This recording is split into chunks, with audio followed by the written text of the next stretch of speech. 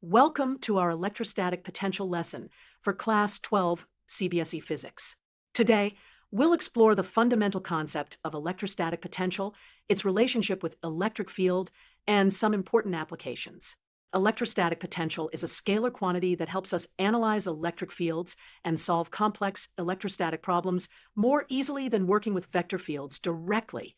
Let's start with the definition of electrostatic potential.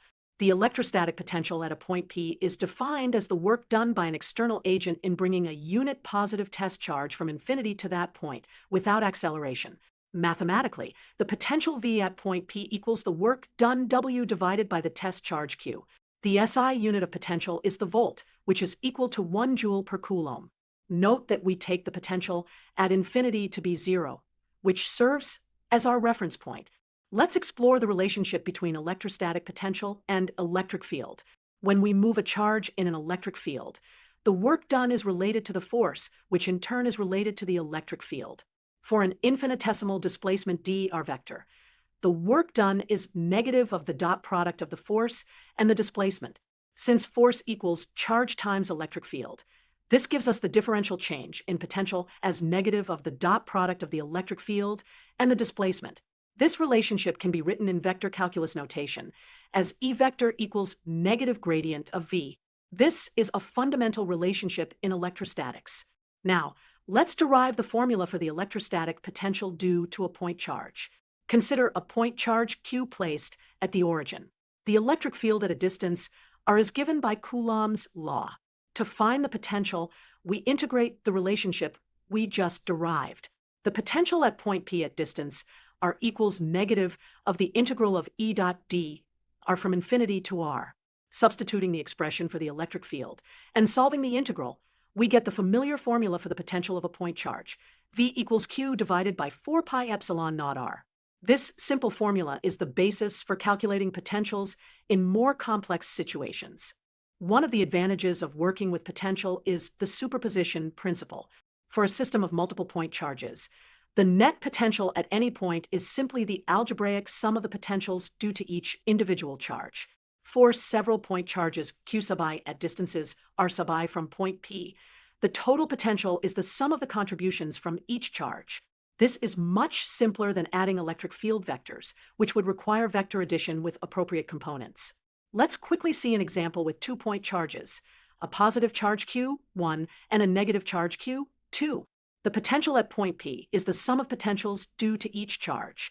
Now, let's discuss the potential energy of a charge in an electrostatic field. When a test charge Q is placed at a point where the potential is V, the electrostatic potential energy of the charge is given by U equals Q times V.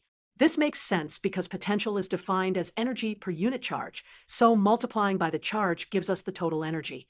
For example, if a 2 coulomb charge is placed at a point where the potential is 5 volts, the potential energy would be 10 joules. Let's now explore equipotential surfaces. Equipotential surfaces are surfaces where the potential has the same value at every point. An important property of equipotential surfaces is that they are always perpendicular to the electric field lines.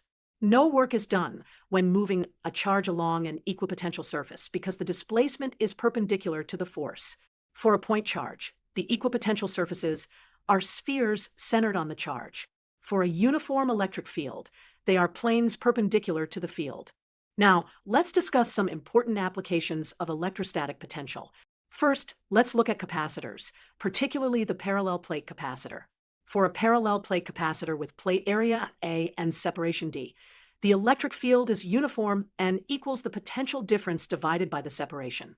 The capacitance, which is the charge stored per unit potential difference, is given by epsilon naught times the area divided by the separation. Another application is the electric dipole. For points far from the dipole, the potential varies as 1 over R squared, where R is the distance from the dipole. Capacitors also store energy.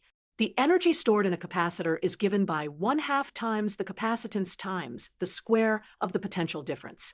Let's summarize the key takeaways from our discussion of electrostatic potential. First, electrostatic potential is a scalar quantity, which makes it easier to work with than the vector electric field. Second, the electric field is related to the potential through the gradient relationship, E vector equals negative gradient of V. Third, the superposition principle allows us to add potentials algebraically for multiple charge systems. Finally, understanding potential is crucial for many applications, including capacitors, electric dipoles, and energy storage. Electrostatic potential provides a powerful tool for solving complex electrostatic problems with greater ease than working directly with electric fields. Thank you for watching this lesson on electrostatic potential.